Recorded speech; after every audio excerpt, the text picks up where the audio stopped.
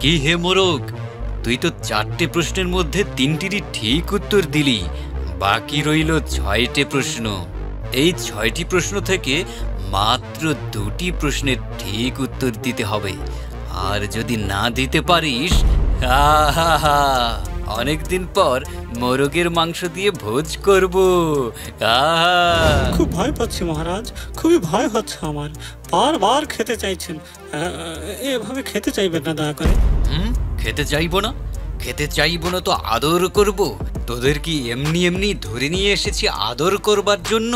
বেশি যদি কথা বলিস তাহলে এখনই ঘাড় মটকে দেব। না না না মহারাজ, মেহেরবানি করে আমাকে প্রশ্ন করুন, আমি উত্তর দিতে রেডি হয়ে আছি। তাহলে বল, পুলিশ জনগণের কি? পুলিশ তো জনগণের বন্ধু মহারাজ। তুই কি ভেবে বললি নাকি না ভেবেই বললি? ছোট থেকে তো তাই শুনে এসেছি মহারাজ, বইয়ে তো তাই লেখা আছে। বইয়ের কি সবকিছুই ঠিক হয় রে বোকা? বইয়ে তো অনেক কিছুই লেখা থাকে, কিন্তু বাস্তবে তো তা হয় না। তোর এই উত্তর ভুল। এই উত্তরকে আমি ঠিক বলে মেনে নিতে পারছি না। কেন মহারাজ? ছোট থেকে তো আমি তাই শুনে এসেছি, কেন ভুল একটু যদি ব্যাখ্যা করতেন মহারাজ। তবে শোন, দেখ, পুলিশ জনগণের বন্ধু ছিল এক সময়, সে অনেক আগের কথা। কিন্তু এখন পুলিশের আর সেই চরিত্র দেখা যায় না, বরং এখন বলা যায় পুলিশ জনগণের শত্রু। কিন্তু কোনো কিন্তু নয়, এই সেদিনেরই কথা। শাপলা চত্বরে পাখির মতো গুলি করে কত মাদ্রাসার ছাত্র আর আলেম ওলামাকে মেরে ফেললো ওরা নৃশংসভাবে। তারপর দেখ, এই সেদিনই কতগুলো নিরীহ ছাত্রকে পুলিশ পাখির মতো গুলি করে মেরে ফেলল। তাদের মধ্যে অনেকেই এখনো কাতরাচ্ছে হাসপাতালের বেডে। জনগণের বন্ধু কি কখনো জনগণকে এমন উপহার দিতে পারে? ওরা কখনোই জনগণের বন্ধু নয়, কখনোই নয়। ভুল হয়েছে মহারাজ, সত্যি আমার ভুল হয়েছে। এই প্রশ্নের উত্তর আমি সত্যি ভুল দিয়েছিলাম, ক্ষমা করুন আমাকে। কোনো ক্ষমা নয়, তোর হাতে আর 5টি প্রশ্ন বাকি আছে। এই 5টি প্রশ্ন হতে 2টো প্রশ্নের ঠিক উত্তর দিতেই হবে, নইলে। ঠিক আছে মহারাজ, ঠিক আছে। আচ্ছা, এবার তাহলে একটা মজার প্রশ্ন করি। তুই তো মানুষের বাড়ির আনাচে কানাচে ঘুরিস, তাদেরই ফেলে দেয়া ভাত খাস, আবার তাদেরই বাসায় থাকিস। সেই মানুষ নিয়েই তাহলে তোকে এবার প্রশ্ন করি। যখন কোনো মেয়ের বিয়ে হয়, বিয়ের দিন সারাদিনই তারা বেশ হাসি খুশি থাকে। এই ধর, ভালো ভালো খায়, সাজুগুজু করে, সবার সাথে হাসি ঠাট্টাও করে। আবার পাত্রের সাথে যদি আগে থেকেই সম্পর্ক থাকে, ধর ইটিস পিটিস থাকে আর কি, তাহলে তো আর কথাই নেই, আনন্দের সীমাই থাকে না সারাদিন। আবার দেখ, গায়ে হলুদেও তারা কত হাসি খুশিই থাকে। আবার সেই মেয়েটি দেখ, এই সবার যখন খাওয়া দাওয়া শেষ, সবকিছু শেষ, বিদায়ের সময় তখন হু হু করে কাঁদে। কেন বলতো? দারুণ ভাবে হাসালেন মহারাজ। বিয়ে বাড়িতে বিয়ে খাওয়া দাওয়া শেষে মেয়েরা বিদায়ের সময় যে কান্নাটা কাঁদে মহারাজ, এটি অনেকটা চাপের কান্না। চাপের কান্না? চাপের কান্না জিনিসটা আবার কি? মানে মহারাজ, এই কান্না চাপে পড়ে কান্না মহারাজ। সামাজিক চাপ, এই সামাজিক চাপের ফলেই তারা কাঁদে মহারাজ। এই যেমন ধরুন, যদি এই কান্নাটা না কাঁদে মহারাজ, পরের দিনই সমাজের মধ্যে কানাঘুষো শুরু হয়ে যাবে মহারাজ। সবাই বলবে অমুকের মেয়ে হ্যাঁ হ্যাঁ করে হাসতে হাসতে বিদায় নিয়েছে, একটু কাঁদে উনি। তাই চোখে পানি আসে আসুক, না আসে নাই, বাধ্য হয়েই তারা কাঁদে মহারাজ। তুই তো বেশ ঠাট্টা করতে পারিস। তোর এই উত্তরকে আমার ঠিক বলে ধরে নিতেই হবে। তবে সবাই কিন্তু আসলে এমন না। প্রকৃত আবেগের মানুষও আছে যারা বাবা মাকে ছেড়ে যেতে আসলেই কষ্ট পায়, তবে তাদের সংখ্যা এখন খুবই কম, অতি নগণ্য। সে যাক, হাসি ঠাট্টা রেখে দে, এখন পরের প্রশ্নে আসে। বলতো, মানুষে মানুষের সম্পর্কগুলো এত খারাপ হয়ে গেল কেন?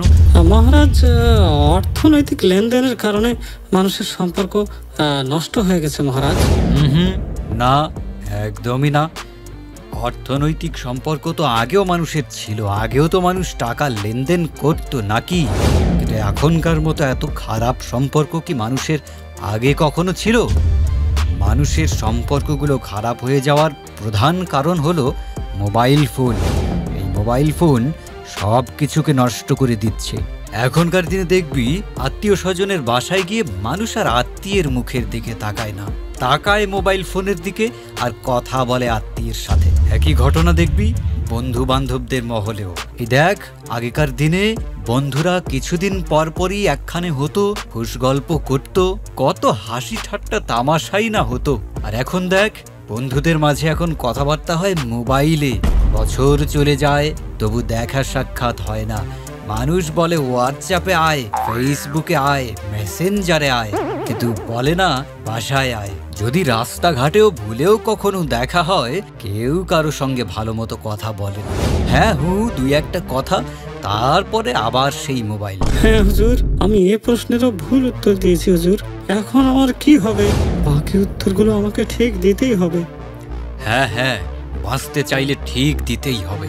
তাহলে এবার তোকে মানুষের বিয়ে শাদী নিয়ে আরেকটা প্রশ্ন করি, নাকি বলিস? হ্যাঁ হুজুর, বিয়ে শাদীর প্রশ্নের উত্তর আমি তো ভালোই দিতে পারি। বিয়ে শাদীর প্রশ্নই করুন হুজুর, বিয়ে শাদীর প্রশ্নই করুন। আচ্ছা, তাহলে বল দেখি, অতি চালাক মায়ের মেয়েরাই কেন বেশি তালাক পায়? খুব জটিল প্রশ্ন করে ফেললেন মহারাজ। আসলে যৌতুক দিতে পারে না বলেই তারা তালাক খায়। না, তুই এটারও ভুল উত্তর দিয়ে দিলি। যৌতুকের জন্য তালাক পায় সেটা একেবারে গরিব শ্রেণীর মানুষ যারা, তারা। আর চালাক মায়ের মেয়েরা যৌতুকের জন্য তালাক পায় না, বুঝেছিস? তো কেন তালাক পায় মহারাজ? একটু যদি আমাকে বুঝিয়ে বলতেন। ওরা তালাক পায় ওদের অতি চালাকির জন্য। সংসার কিভাবে চলবে না চলবে সব কিছুর দিক নির্দেশনা আসে মেয়ের মায়ের কাছ থেকে। সেই বলে দেয় কিভাবে সংসার করতে হবে, স্বামীকে কিভাবে সামলে রাখতে হবে, কিভাবে নিয়ন্ত্রণে রাখতে হবে, কিভাবে আধিপত্য বিস্তার করা যাবে সংসারে, এই সব। আবার কয় টাকা কোথায় ব্যয় করবে, কিভাবে ব্যয় করবে, সেসবও শিখিয়ে দেয় এই চালাক মায়েরা। শুধু তাই নয়, শ্বশুর শাশুড়ির সাথে কেমন আচরণ করবে, তাদেরকে কতটুকু তরকারি দেবে, এই মৌলিক এবং গভীর ব্যাপারগুলো শিখিয়ে দেয় মেয়ের মায়েরা। ঠিক এ কারণেই অতি চালাক মায়ের মেয়েদের কপালে তালাকি জোটে। মহারাজ, এজন্যই আমি দেখেছি ঝুনঝুনির মায়ের কারণে ঝুনঝুনির কপালে তালাক জুটেছিল। আর পাকা কথা বলতে হবে না। তোর হাতে কিন্তু আর দুটো প্রশ্ন বাকি রইল। দুটো প্রশ্নের মধ্যে একটা প্রশ্নের উত্তর যদি ঠিকঠাক না দিতে পারিস, তাহলে তোর কি হতে যাচ্ছে ভেবেছিস তো? এবার বল, বৈষম্য বিরোধী আন্দোলনের সবচেয়ে আলোচিত শহীদ আবু সাঈদের বাড়ি কোথায়? আবু সাঈদের বাড়ি কোথায়? মহারাজ, আবু সাঈদ নিয়ে তো অনেক গল্প জানি। আবু সাঈদের বাড়ি কোথায় ঠিক এ ব্যাপারে কখনো ভাবিনি তো মহারাজ। শুধু তুই না, কেউই ভাবেনি, কেউই না। ভাবলে কি আর নতুন সরকার গঠনে রংপুর থেকে একজনও উপদেষ্টা না রাখে? আরে, আন্দোলনে যার অবদান সবচেয়ে বেশি, যার বুকের বুলেটের বিস্ফোরণ সারা দেশকে কম্পিত করেছে, সারা দেশের মানুষকে বিপ্লবী করেছে, তার এলাকা থেকেই কোনো উপদেষ্টা নেওয়া হয়নি। শুধু কি তুই? কেউই ভাবেনি, কেউই না। সে যাক, সে কথা বলে আর কি হবে। এবারে তোর শেষ প্রশ্নের দিকে মনোযোগী হ। এই একটি প্রশ্নই নির্ধারণ করবে তুই বেঁচে থাকবি নাকি আমার পেটে চলে যাবি। ওরে বাবারে, মহারাজ, মহারাজ, প্রাণ গেল বুঝি আমার। কি হবে? আহা রেখে দে। শেষ প্রশ্নের দিকে মনোযোগ দে। শেষ প্রশ্ন, বল দেখি, বাংলাদেশের নতুন স্বাধীনতা দিবস কবে? ও মহারাজ, সব ভুলে থাকলেও কি এই দিবস কেউ ভোলে মহারাজ? 5ই আগস্ট আমাদের স্বাধীনতা দিবস মহারাজ। 5ই আগস্ট স্বৈরাচারের পতনের মধ্য দিয়ে আমাদের বিজয় এসেছে মহারাজ। আমি পেরেছি মহারাজ, পেরেছি। তুই ঠিকই বলেছিস। বিজয়ের প্রশ্নের উত্তর দিয়ে তুইও বিজয়ী হয়ে গেলি। পরের পর্বে সিংহ প্রশ্ন জিজ্ঞেস করবে হাতিকে। হাতি কি পারবে সিংহের সব প্রশ্নের উত্তর দিয়ে সিংহের কাছ থেকে নিজের জীবনকে বাঁচাতে? দেখতে আমাদের চ্যানেলটি সাবস্ক্রাইব করুন। ধন্যবাদ।